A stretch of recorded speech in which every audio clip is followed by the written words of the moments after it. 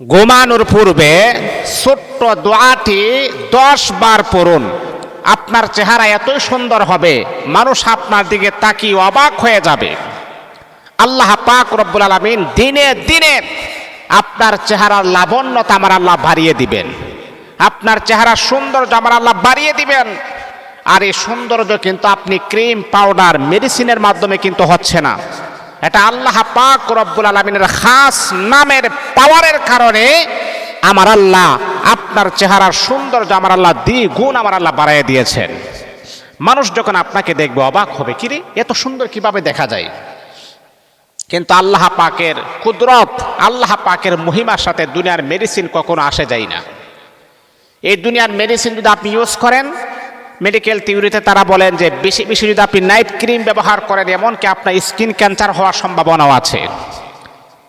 তাহলে দুনিয়ার মেডিসিন আমাদের ক্ষতির কারণ হয়, কিন্তু আল্লাহ পাকের মেডিসিন এটা আমাদের জন্য দুনিয়াতে উপকার, পরকালে আমার আপনার জন্য মুক্তির ফয়সালা হয়ে যায়, মুক্তির ব্যবস্থা হয়ে যায়। আল্লাহু আকবার, আল্লাহু আকবার।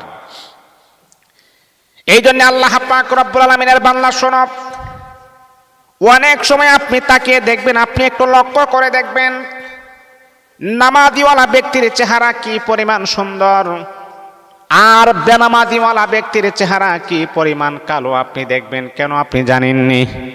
নামাজিওয়ালা ব্যক্তি যখন পড়বে তখন কিন্তু নামাজের আগে সে কিন্তু উযু করতে হয়। ইমামে আজম বলেন, উযু করার সময় আল্লাহ পাকের খাস বান্দা যখন হাত যখন দৌত করে, পা যখন দৌত করে, এমনকি তার মুখ যখন দৌত করে, আল্লাহ পাক মুখের সগীরা গুনাহ মাফ করে দেন, হাতের সগীরা গুনাহ মাফ করে দেন, পায়ের সগীরা গুনাহগুলো মাফ করে দেন। ও বান্দা, 5 বার যখন তুমি উযু করো, 5 বার কিন্তু আপনার মুখটা দৌত করতে হয়। আর এই কারণেই নামাজিওয়ালা ব্যক্তির চেহারাটা আমার আল্লাহ পূর্ণিমার চাঁদের মতো আমার আল্লাহ সুন্দর বানায়া দেয়। আপনি দেখবেন যারা নামাজ পড়ে, যদিও তাদের চেহারা কালো, কিন্তু তাদেরকে দেখলে একটা মায়া, মোহাব্বত, ভালোবাসা কাজ করে। মানে নামাজিওয়ালা ব্যক্তির চেহারা দেখলে একটা মায়া, মোহাব্বত, আকর্ষণ একটা কাজ করে। আর বেনামাজিওয়ালা ব্যক্তির চেহারা দেখলে এইরকম মায়া, মোহাব্বত, ভালোবাসা কাজ করে না। এ বন্ধু আমার, শোনো শোনো শোনো, কি করতে হবে? যদি আপনি আপনার চেহারাটার সৌন্দর্য যদি বৃদ্ধি করতে চান, তাহলে বেশি নয়, মাত্র এই ছোট্ট দোয়াটা 10 বার আপনি পড়বেন। 1 নাম্বার হলো 5 ওয়াক্ত নামাজ পড়তে হবে। আর 2 নাম্বার হলো আমলটা যখন আপনি করবেন রাতের বেলা, যখন ঘুমাইতে যাবেন, উযু করে আপনি ঘুমাবেন। উযু করার পরে 3 বার দরুদ ইব্রাহিম পড়বেন, 3 বার ইস্তেগফার পড়বেন, তারপর 10 বার এই দোয়াটা পড়বেন, ইয়া আরহামার রাহিমিন, ইয়া আরহামার রাহিমিন, ইয়া আরহামার রাহিমিন। 10 বার পড়ার পরে আবারও 3 বার দরুদ শরীফ, 3 বার ইস্তেগফার পরে আপনার হাতের তালুতে এভাবে ফু দিবেন। ফু দেওয়ার পরে আপনি মুখটা মাসেহ করে ফেলবেন, আর তারপর আপনি ঘুমিয়ে যাবেন। ঘুম থেকে ওঠার পরে আপনি দেখবেন যে আসলে আপনার চেহারাটা পরিবর্তন হয়েছে কিনা। আপনার চেহারাটা, মা বোনদেরকে আমি বলি, আমলটা করার পরে আপনি দেখেন যে আপনার চেহারাটা পরিবর্তন হয় কিনা।